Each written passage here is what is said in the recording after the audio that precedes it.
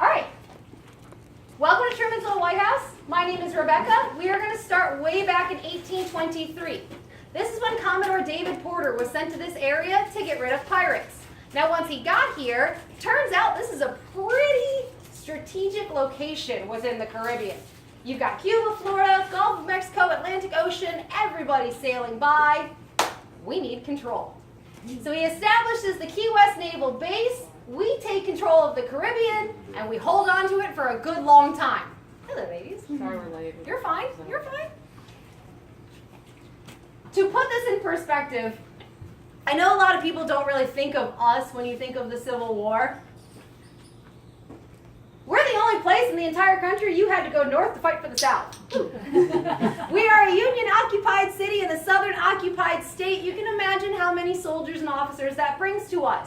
Still standing to this day, we have 2.5 Civil War forts on this island. Yes, a half. You do the math. It just happened. But that means we need housing. Housing is a difficult issue. The soldiers can't afford to build housing down here. The government's not really giving us money yet. So they start petitioning.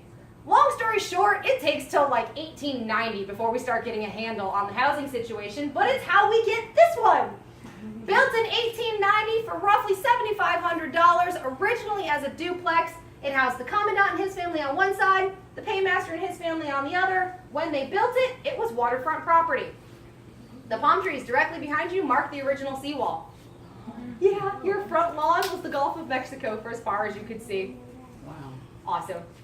Don't get excited, it only lasted until 1909. That's when the Navy decided they wanted to make room for the larger Navy vessels that were coming in and out. So they take the original seawall, move it out to the current location, and dredge everything on this side of the island. They pull so much seabed out of the water, they're able to backfill this area, dump the rest on the other side of the island, and double the size of Key West. That's a huge project. We're going to skip ahead in time. We're now to the 1940s. We are on roughly a 200-acre base. We have plenty of room to build whatever, wherever we want to. But now our officers need offices to work out of. Look, I'm sure there's 1,000,001 reasons why they did it. I'm just going to say I think somebody was trying to really brown-nose the admiral and make it easy on him. So, ladies and gentlemen, effectively ruining our sunset since 1942, the Naval Administrative Offices.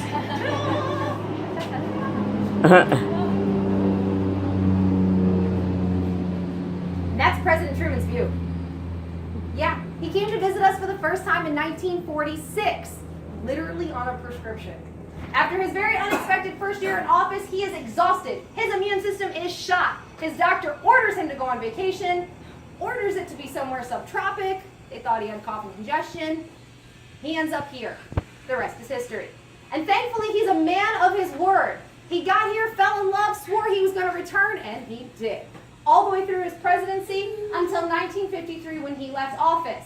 When he left office, this house goes back to being regular old Navy officer housing. It stays that way till 1974, at which time the Navy decides, we don't need all 200 acres of this base. We're going to shut half of it down. So they close down 100 acres. This half, take all of the contents out of the buildings, board up the windows, walk away. They left it abandoned for 12 years. When they finally set foot back over here in 1986, they really aren't going to use it, so they put it up for auction. One man won the bid for roughly $17.4 million. He walks away with 100 acres of prime island real estate, plus all the existing Navy buildings, and boom, we end up with a bunch of vacation rentals around us. Oh my God. It's okay, we still love them. The Navy buildings are still standing, they've all been repurposed, and we got the house out of it. In 1990, we acquired the house. The foundation steps in roughly 91. We've been a museum since. We can proudly tell you that 85 to 95% of the contents of this house are original to President Truman. Because the Navy takes meticulous records. If they buy it, they're going to track it for the rest of its existence. Believe that. In 1949, the Navy decided to have this house completely remodeled, redecorated for President Truman after he won re-election in 48.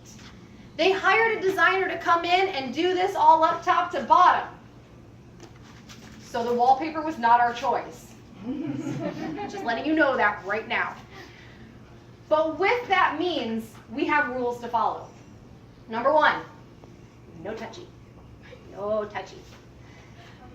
The house is done in tropical colors. Tropical colors fade fast. When you touch them, they fade faster. And if you have ever owned wicker or rattan, you just understand that things fall apart quickly. So please help us keep them alive. The other rules. We are an active presidential retreat. All presidents, past and present, have an open invitation to come visit us. It extends out to their family members, to certain foreign dignitaries. You get the point. In the event that somebody shows up, look, I understand it's probably not going to happen today.